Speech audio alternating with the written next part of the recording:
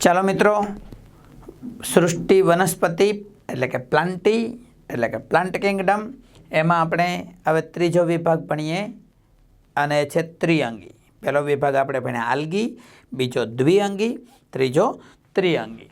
ચાલો તો ત્રિઅંગી વિભાગમાં જોઈ લઈએ કોણ કોણ આવે તો કે ઇક્વિસેટમ, જેને આપણે અશ્વપુચ્છ અથવા હોર્સટેલ એવા નામથી ઓળખીએ છીએ. હંસરાજ, એને કોમનલી ફર્ન તરીકે ઓળખીએ છીએ. હંસરાજ કોઈ એક ચોક્કસ વનસ્પતિનું નામ નથી, પણ નેફ્રોલેપિસ જેવી ઘણી બધી વનસ્પતિને કોમનલી આપણે ફર્ન એટલે કે હંસરાજ કહીએ છીએ. એટલે ખાસ આપણે આ ધ્યાન રાખવાનું છે કે ભાઈ હંસરાજ એને આપણે કોઈ એક ચોક્કસ વનસ્પતિ તરીકે નહીં ઓળખીએ. ભૂમિબંધક તરીકે અને સુશોભન માટે બહુ વપરાય છે. તમે જોઈ શકો છો કે અહીંયા આવી વનસ્પતિઓ ઘણી જગ્યાએ કુંડામાં જોવા મળે. ગાર્ડનમાં હંસરાજ વાવેલ હોય તો બહુ સારી લાગે. તો આ હંસરાજ એટલે કે ત્રિઅંગી સુશોભન માટે હોય અને ભૂમિબંધક તરીકે એટલે કે જ્યાં હોય ત્યાંથી જમીનનું ધોવાણ અટકાવવા માટે એ વપરાય છે. સૌ પ્રથમ વખત વાહક પેશીધારી વનસ્પતિ છે. મિત્રો આ યાદ રાખીશું કે ત્રિઅંગી વનસ્પતિ ટેરિડોફાઇટા એટલે પહેલી વખત એનામાં મૂળ, પ્રકાંડ, પર્ણ જેવું જોવા મળે અને પહેલી વખત એનામાં વાહક પેશી. આ MCQ સવાલ થાય છે મિત્રો આપણો કે સૌ પ્રથમ વખત વાહક પેશીધારી વનસ્પતિ વિભાગ કયો? તો ત્રિઅંગી વનસ્પતિ ટેરિડોફાઇટ છે. એમાં વાહક પેશી એટલે શું? તો કે જલવાહક અને અનવાહક પેશી જોવા મળે છે. હા, પણ મિત્રો સૌ પ્રથમ જોવા મળે છે એટલે તો નીચલી કક્ષાના જ હોય, એટલે કે વાહક પેશી હોય પણ પ્રાથમિક પ્રકારની હોય.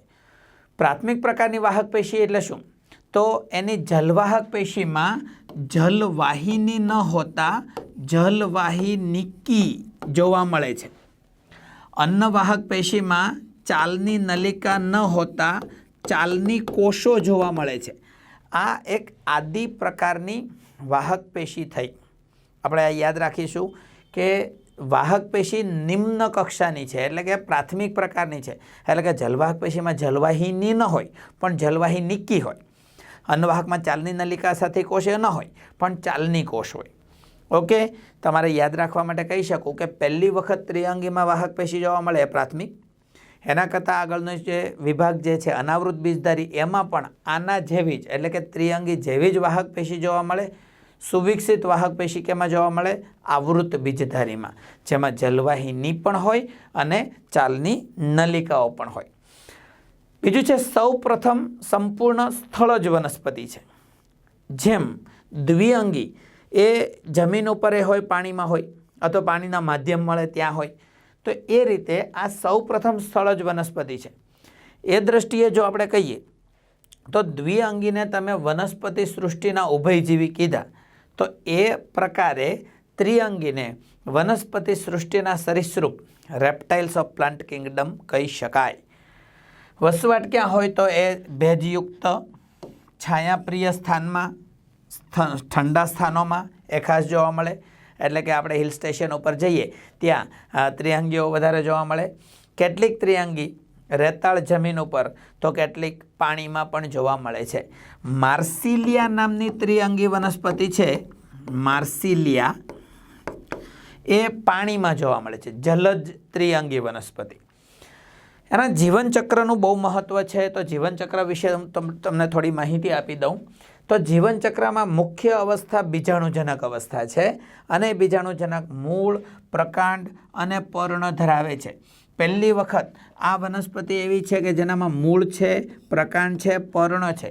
દ્વિઅંગીમાં મૂળ જેવી એટલે કે મૂલાંગો, પ્રકાંડ જેવી, પર્ણ જેવી રચના હોય પણ પ્રકાંડ નહોતું. પહેલી વખત મૂળ, પ્રકાંડ, પર્ણ છે એટલે કે સુકાઈ નથી. આ સુકાઈ પ્રકારની વનસ્પતિ નથી, પણ પૂર્ણ મૂળ, પ્રકાંડ, પર્ણ જેવી રચના જોવા મળે છે. મિત્રો થોડું એક્સ્ટ્રા યાદ રાખો કે આમ તો ત્રિઅંગી એ આપણે આપેલા વિભાગ છે કે ભાઈ દ્વિઅંગીમાં મૂળ, પ્રકાંડ, પર્ણ ન હોય, પછી ત્રિઅંગી એમાં મૂળ, પ્રકાંડ, પર્ણ હોય. પણ કુદરત તો કુદરત છે ભાઈ, એ તો ગમે તે બનાવી શકે. કુદરતે એવી અમુક વનસ્પતિ જોવા બનાવી, પ્રકાંડ, પર્ણ છે, સરળ પ્રકારની વાહક પેશી છે પણ મૂળ નથી. એને આપણે ત્રિઅંગીમાં મૂકી, પણ એને આપણે નીચલી કક્ષાની ત્રિઅંગી સાયલોપ્સીડામાં મૂકી. એનું ઉદાહરણ છે સાયલોટમ. તો સાયલોટમ આપણે એક વસ્તુ યાદ રાખીશું, સાયલોટમ, સાયલોટમ સ્પેલિંગ PSI, સાયલોટમ છે, પી સાયલન્ટ. તો સાયલોટમ એ ત્રિઅંગી વનસ્પતિ છે, પણ મૂળ ધરાવતી નથી. મૂળ ન ધરાવતી ત્રિઅંગી વનસ્પતિ સાયલોટમ છે. નેક્સ્ટ વન આપણે જોઈએ તો એના પર્ણો. તો પર્ણો બે પ્રકારના હોય, જેમ કે મૂળ પ્રકાંડ પર્ણ છે તો પર્ણ નાનાય હોય અને મોટાય હોય. નાના પર્ણ ધરાવતી વનસ્પતિને આપણે સૂક્ષ્મ પર્ણી કહીશું અને મોટા પર્ણ ધરાવતી વનસ્પતિને મહાપર્ણી કહીશું. નાના પર્ણ ધરાવતી વનસ્પતિ અહીં તમે જુઓ નાના નાના પાંદડા છે, નાના નાના લીવ્સ. ઓકે, તો એને આપણે શું કહીશું? સૂક્ષ્મ પર્ણી. એનું એક્ઝામ્પલ છે સેલાજીનેલા.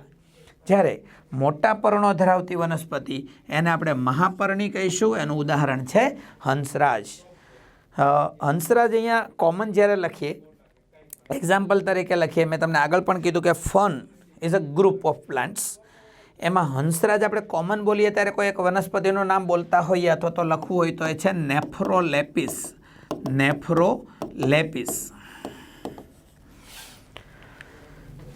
બીજાણુજનકની વાત કરીએ તો બીજાણુજનક આપણે હવે ધીમે ધીમે એના જીવનચક્રની વાત કરવા જઈ રહ્યા છીએ. તો બીજાણુજનક ઉપર બીજાણુ પર્ણો ઉદ્ભવે છે. એટલે કે આ વનસ્પતિ અપુષ્પી છે, એમાં પુષ્પ તો નથી. તો એનામાં બીજાણુ ક્યાં સર્જાય? તો કે બીજાણુ આમ તો બીજાણુધાનીમાં સર્જાય, પણ બીજાણુધાનીઓ ક્યાં આવે? તો કે પર્ણ ઉપર આવે. અને જે પર્ણ ઉપર બીજાણુધાની સર્જાય એ પર્ણને બીજાણુ પર્ણ, ઇંગ્લિશમાં સ્પોરોફિલ કહેવાય. હવે બીજાણુ પર્ણો એટલે ખાસ પ્રકારના અલગ જ હોય કે કોઈ પણ પર્ણ ઉપર બીજાણુ આવી જાય એટલે બીજાણુધાની સર્જાઈ જાય? તો એમાં બે શક્યતા છે. બીજાણુ પર્ણો કોઈ વનસ્પતિમાં છૂટા છૂટા હોય, તો કોઈ વનસ્પતિમાં ભેગા મળી અને પ્રશંકુ એટલે કે આદિ પ્રકારનો શંકુ રચે. પ્રશંકુ એટલે કે આદિ શંકુ રચે. બે શક્યતા છે. જો હું તમને સમજાવું કે આવું તમે ક્યાંક જોયું હશે, તમે ક્યારેક સાપુતારા ગયા હો અથવા કોઈ પણ હિલ સ્ટેશન ઉપર જાઓ અને ત્યાં ત્રિઅંગી વનસ્પતિ હોય, તો ત્રિઅંગી વનસ્પતિના પર્ણમાં નીચે તરફ જોશો તો નીચે તરફ આ પર્ણ ઉપર આવા નાના નાના બીજાણુધાનીઓની હરોળ જોવા મળશે. બરાબર? આ પાંદડા ઉપર લાડવા મૂકીને તમને ખાવાનું નથી, આ બીજાણુધાનીઓ છે. બીજાણુધાની, ઓકે, સ્પોરેન્જિયમ. પણ આ પાંદડા ઉપર બીજાણુધાની, આ બીજા પાંદડા ઉપર બીજું બીજાણુધાની, એવું હંસરાજમાં જોવા મળે છે. એટલે કે બીજાણુ પર્ણો છૂટા છૂટા છે. બીજાણુ પર્ણો છૂટા હોય એવું એક્ઝામ્પલ છે હંસરાજ. બીજું ઉદાહરણ છે સાલ્વિનિયા. જ્યારે બીજાણુ પર્ણો ભેગા મળી અને આવું એક શંકુ જેવી રચના બનાવે, શંકુ અથવા પ્રશંકુ એટલે કે કોન કે સ્ટ્રોબિલસ રચે, એવું ઉદાહરણ છે સેલાજીનેલા અને ઇક્વિસેટમ. તો અહીંયા હું આગળ પણ યાદ અપાવીશ તમને કે આ યાદ રાખવાનું છે કે બીજાણુ પર્ણો છૂટા છૂટા હોય કે શંકુ રચે. તો કે છૂટા છૂટા પણ શક્ય છે, જેમ કે હંસરાજમાં, સાલ્વિનિયામાં. અને ભેગા મળી અને શંકુ રચે એવું પણ શક્ય છે, પ્રશંકુ રચે એવું શક્ય છે સેલાજીનેલા અને ઇક્વિસેટમની અંદર. બીજાણુ પર્ણો ઉપર આ તમને દર્શાવ્યું એમ બીજાણુધાની હોય. બીજાણુધાનીની અંદર બીજાણુ માતૃકોષો હોય, એટલે કે સ્પોર મધર સેલ હોય. ધારો કે આ બીજાણુધાની છે, એની અંદર બીજાણુ માતૃકોષો હોય. મિત્રો, તમને આ બીજાણુજનક વિશે હું સમજાવી રહ્યો છું, એટલે તમને હું યાદ અપાવી દઉં કે રંગસૂત્રની દ્રષ્ટિએ આ બધા કેવા હશે? તો રંગસૂત્રની દ્રષ્ટિએ દ્વિકીય એટલે કે ટ્વાઇસ એન હશે, દ્વિકીય હશે. હવે આમાંનો પ્રત્યેક બીજાણુ માતૃકોષ અર્ધીકરણ પામશે, અર્ધીકરણ પામશે, મિયોસિસ થશે, રિડક્શન ડિવિઝન થશે. અને અર્ધીકરણ એટલે ખબર ને, એક બીજાણુ માતૃકોષમાંથી 4, હા, અનિલ કપૂરને ફોલો કરે, 1 ટુ 4, એકમાંથી 4 બીજાણુ રચે છે. અને બીજાણુ રંગસૂત્રની દ્રષ્ટિએ કેવા હોય? એન. એન એટલે એકકીય, અને એકકીય એટલે આ જન્યુજનક અવસ્થાનું નિર્માણ કરશે. બરાબર મિત્રો, યાદ રહી ગયું? ફરીથી હું ફટ તમને કહી દઉં કે બીજાણુ પર્ણો અને બીજાણુ પર્ણો બીજાણુ માતૃ એટલે બીજાણુધાની ધરાવે, બીજાણુધાનીમાં બીજાણુ માતૃકોષ હોય જે અર્ધીકરણ પામી બીજાણુ રચશે. ઓકે, બીજાણુ. તો બીજાણુ બે પ્રકારના હોઈ શકે. નર બીજાણુ અને માદા બીજાણુ જુદા જુદા હોય એવું શક્ય છે, અને નર બીજાણુ માદા બીજાણુમાં ભેદ ન હોય, બધા બીજાણુ સરખા હોય એવું શક્ય છે. જો સરખા હોય તો એને સમબીજાણુક કહેવાય અને ભિન્ન હોય તો એને વિષમ બીજાણુક વનસ્પતિ કહેવાય. ત્રિઅંગીમાં બંને શક્ય છે. જુઓ, દ્વિઅંગી હંમેશા સમબીજાણુક જ હોય, આવૃત બીજધારી હંમેશા વિષમ બીજાણુક જ હોય, પણ ત્રિઅંગી આ વચગાળાનું સ્થાન છે એ સમબીજાણુક પણ હોઈ શકે, વિષમ બીજાણુક પણ હોઈ શકે. એટલે કે એક્ઝામ્પલ તમારે યાદ રાખવાના, તો હંસરાજ અને ઇક્વિસેટમ એ કેવી છે? સમબીજાણુક. જ્યારે સેલાજિનેલા અને સાલ્વિનિયા એ કેવી છે? વિષમ બીજાણુક. તો મિત્રો અહીંયા યાદ રાખવાનું છે સમબીજાણુક, વિષમ બીજાણુક. હંસરાજ છે સમબીજાણુક અને પાછા બીજાણુ પર્ણો ભેગા મળી અને શંકુ ધરાવતી નથી, એટલે કે શંકુ ન ધરાવે, શંકુ ન ધરાવે.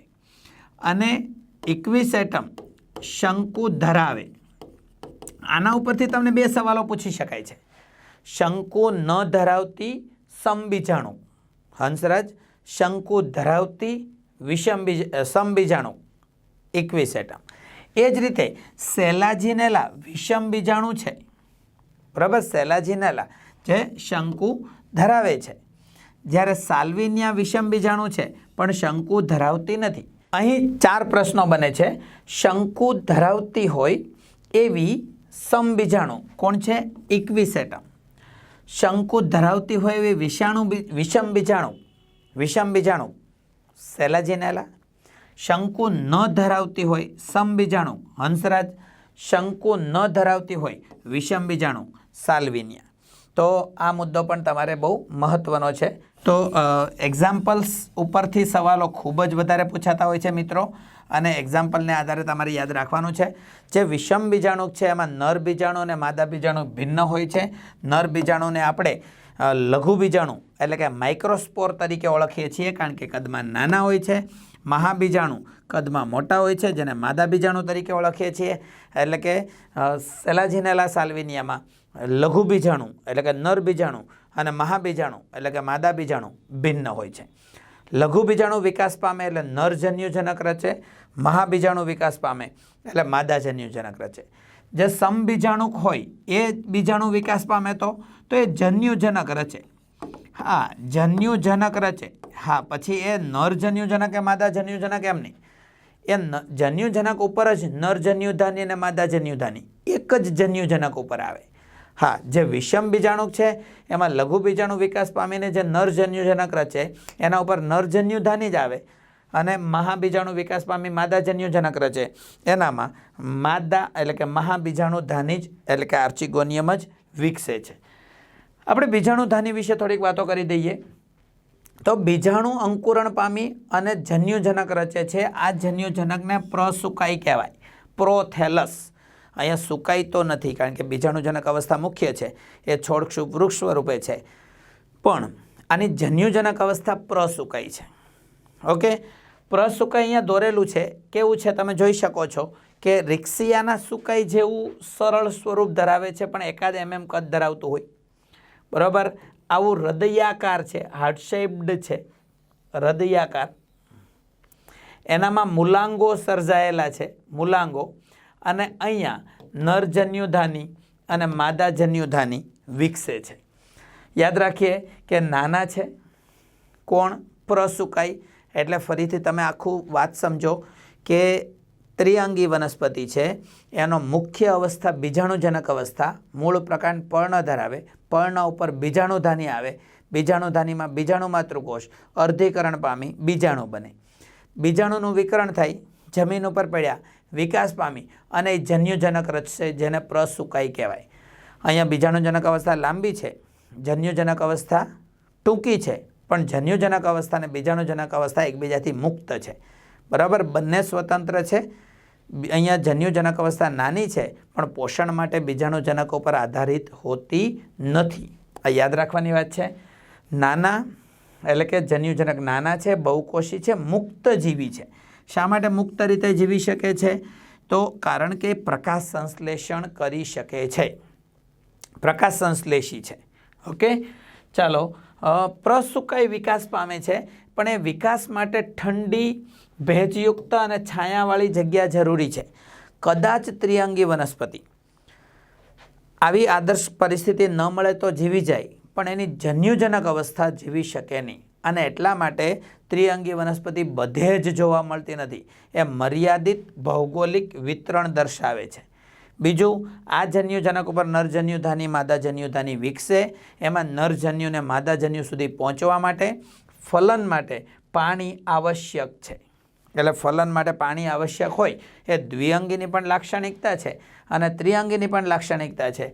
પણ આ બધી બાબતો ઠંડી ભેજયુક્ત વાતાવરણ હોય તો જ એનું જન્યુજનક વિકાસ પામે. ફલન માટે પાણી આવશ્યક છે. આ બધાને કારણે ત્રિઅંગી મર્યાદિત ભૌગોલિક વિતરણ ધરાવે છે. બધે જ એબન્ડન્ટ એટલે કે વધારે પ્રમાણમાં જોવા મળતી નથી. બીજાણુ વિકાસ પામી અને જન્યુજનક રચે છે.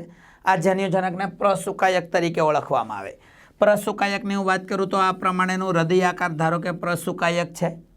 તો પ્રસુકાયક ઉપર જન્યુધાની પણ વિકસે. એમાં નરજન્યુધાની એટલે કે પૂજન્યુધાની, ઘણીવાર એને ચલપૂજન્યુધાની પણ કહેવાય, અને માદાજન્યુધાની. ટૂંકમાં નરજન્યુ જ્યાં વિકાસ પામે છે એને આપણે ચલપૂજન્યુધાની કહેવાય. એમાંથી ચલપૂજન્યુ રચાય. અને એ જ રીતે માદાજન્યુધાની એટલે સ્ત્રીજન્યુધાની, એની અંદર અંડકોષ રચાય. ઓકે, નરજન્યુ વહન પામી અને માદાજન્યુ સુધી પહોંચે. બરાબર, બંને વચ્ચે ફલન થાય. વહન માટે પાણી જરૂરી છે એટલે ફલન માટે પાણી જરૂરી છે. ફલન થવાથી ફલિતાંડ એટલે કે ઝાયગોટ રચાય, જે રંગસૂત્રની દ્રષ્ટિએ ટ્વાઇસ એન હોય છે. રંગસૂત્રની દ્રષ્ટિએ દ્વિકીય હોય છે. અને આ દ્વિકીય એટલે કે કઈ અવસ્થા? બીજાણુજનક અવસ્થાની શરૂઆત થાય. આની પછી હવે હું તમને થોડું સમજાવું કે ધારો કે આ જન્યુજનક એટલે કે પ્રસુકાયક છે. અહીંયા ધારો કે નરજન્યુધાની વિકસી, અહીંયા માદાજન્યુધાની વિકસી. આ માદાજન્યુધાનીની અંદર માદાજન્યુનું નિર્માણ થયું. આ નરજન્યુધાનીમાંથી નરજન્યુ બન્યા. એ નરજન્યુ વહન પામતા પામતા પામતા માદાજન્યુ સુધી આવ્યા. ફલન થયું, ફલિતાંડ રચાયું. હવે ફલિતાંડ રચાયા બાદ આ ફલિતાંડ સંભાજન પામી અને એ શું રચશે? તો કે એક ભ્રૂણ રચશે. અહીંયા જે ફલિતાંડ જે હતું એ ફલિતાંડ વિકાસ પામી અને ભ્રૂણ રચે છે. ભ્રૂણ. પણ આ ભ્રૂણ એ ક્યાં છે? તો કે આ દ્વિકીય ભ્રૂણ, એની આજુબાજુમાં તો જન્યુજનક અવસ્થાનો ભાગ છે. એટલે કે ભ્રૂણ જન્યુજનકથી આવૃત હોય છે. એ માદા જન્યુજનકની અંદર જ સુરક્ષિત રહી છે. એટલે માદા જન્યુજનકની અંદર ભ્રૂણ સુરક્ષિત રહેવું એ બીજ પ્રકૃતિનું પૂર્વ ચિહ્ન કહેવાય. મતલબ કે ઉચ્ચ કક્ષાની વનસ્પતિમાં પણ બીજ બને છે. એમાં શું છે? ભ્રૂણનો વિકાસ માદા જન્યુજનકની અંદર થાય છે. તો અહીંયા પણ માદા જન્યુજનકની અંદર ભ્રૂણ સુરક્ષિત છે. એટલે આને આપણે બીજ પ્રકૃતિનું પૂર્વ ચિહ્ન કહી શકાય. એટલે કે ઉદ્વિકાસમાં પહેલાં ત્રિઅંગી વનસ્પતિ બની હશે, પછી એમાંથી બીજધારી વનસ્પતિનું નિર્માણ થયું હશે. મિત્રો, ભ્રૂણ કેવું હોય? તો કે ભાઈ તરુણ ભ્રૂણ એ માદા જન્યુજનકની અંદર જ વિકાસ પામે છે. અને માદા જન્યુજનકની અંદર વિકાસ પામે એને આપણે બીજ પ્રકૃતિનું પૂર્વ ચિહ્ન તરીકે ઓળખીએ છીએ. અને આ ઉદ્વિકાસમાં બહુ મહત્ત્વનો તબક્કો છે. એટલે આપણે દૃઢપણે માનીએ છીએ કે પહેલાં ત્રિઅંગી ઉદ્ભવી હશે અને ત્રિઅંગી પછી બીજધારી વનસ્પતિઓનું નિર્માણ થયું હશે. મિત્રો, આ ત્રિઅંગીનું જીવનચક્ર છે. ત્રિઅંગીના જીવનચક્રમાં અહીંયા આપણે બતાવ્યું છે કે ભાઈ આ મુખ્ય અવસ્થા, ત્રિઅંગીમાં મુખ્ય અવસ્થા એ બીજાણુજનક અવસ્થા છે. બીજાણુજનક અવસ્થા મુખ્ય છે, છોડ સ્વરૂપની છે, લાંબી છે, પ્રકાશ સંશ્લેષી છે. હા, આ છોડ સ્વરૂપની વનસ્પતિમાં ભૂમિગત ગાંઠામૂળી હોય જેનાથી એ વાનસ્પતિક પ્રજનન કરી શકે. અહીંયા દર્શાવ્યું છે વિરોહ, તો વિરોહ દ્વારા વાનસ્પતિક પ્રજનન કરી શકે. એટલે એ વાનસ્પતિક પ્રજનન પણ કરે છે. હવે આના ઉપર બીજાણુધાની સર્જાય છે. આ ટ્વાઇસેન છે એટલે કે બીજાણુજનક અવસ્થા મુખ્ય. એના ઉપર જે બીજાણુધાની રચાય એ પણ મુખ્ય. એની અંદર બીજાણુ માતૃકોષો હશે, અર્ધીકરણ પામી અને એ બીજાણુ રચે છે. આ બીજાણુ એટલે કે સ્પોર, આ સ્પોર એન હોય છે, 1N લખો અથવા એન, એકકીય હોય છે. એટલે અર્ધીકરણ દ્વારા બીજાણુ બન્યું. આ બીજાણુ સતત સંભાજન પામશે અને એ રચી દેશે જન્યુજનક અવસ્થા. અહીંયા પણ ફરીથી એ જ કે જન્યુજનક અવસ્થાનો પ્રથમ કોષ બીજાણુ છે. આ જન્યુજનક અવસ્થા હૃદયાકાર છે, બરાબર, મૂલાંગો ધરાવે છે, પણ મુક્તજીવી છે. મુક્ત અહીંયા અંશરજનો છોડ હોય તો એની બાજુમાં કંઈક તમને જોવા મળી જાય, ખૂબ જ નાનો. એની ઉપર નરજન્યુધાની માદાજન્યુધાની રચાય. નરજન્યુધાનીમાંથી નરજન્યુ આવે. માદાજન્યુધાનીમાં એક જ અંડકોષ રચાયો હોય, એનું ફલન થાય, ફલિતાંડ રચાય. ફલિતાંડ પછી ફલિતાંડ ભ્રૂણમાં ફેરવાય, પણ એ ભ્રૂણ માદાજન્યુજનકથી આવૃત હોય.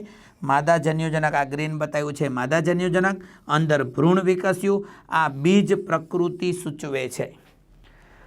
અને ત્યારબાદ પછી આ ભ્રૂણ વિકાસ પામી અને નવો સ્પોરોફાઇટ એટલે કે નવી બીજાણુજનક અવસ્થાનું નિર્માણ કરશે. તો આ હતું ત્રિઅંગીનું જીવનચક્ર. ત્રિઅંગી વનસ્પતિના જીવનચક્રમાં બીજાણુજનક અવસ્થા લાંબી અને મુખ્ય છે, જન્યુજનક અવસ્થા ટૂંકી અને ગૌણ છે. પોષણ માટે બંને સ્વતંત્ર છે, બંને મુક્તજીવી છે. અહીંયા હું દ્વિઅંગીનું તમને યાદ અપાવી દઉં કે દ્વિઅંગીમાં જન્યુજનક અવસ્થા લાંબી અને મુખ્ય, બીજાણુજનક અવસ્થા ટૂંકી અને ગૌણ હતી, પણ પોષણ માટે બીજાણુજનક અવસ્થા જન્યુજનક અવસ્થા ઉપર આધારિત હતી. ત્રિઅંગીના વર્ગીકરણમાં 4 વર્ગો. સાયલોપ્સિડા, ઉદાહરણ છે સાયલોટમ.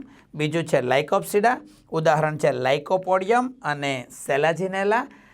સ્ફિનોપ્સિડા, ઉદાહરણ છે ઇક્વિસેટમ. અને ટેરોપ્સિડા, એનું ઉદાહરણ છે ટેરિસ, એડિયન્ટમ અને ડ્રાયોપ્ટેરિસ. ઓકે, તો આપણે આ ત્રિઅંગી વિશે ભણ્યા. તમને બધું સમજાયું હશે. વિડીયો તમે રિપીટ કરીને જોઈ શકો છો. All the best.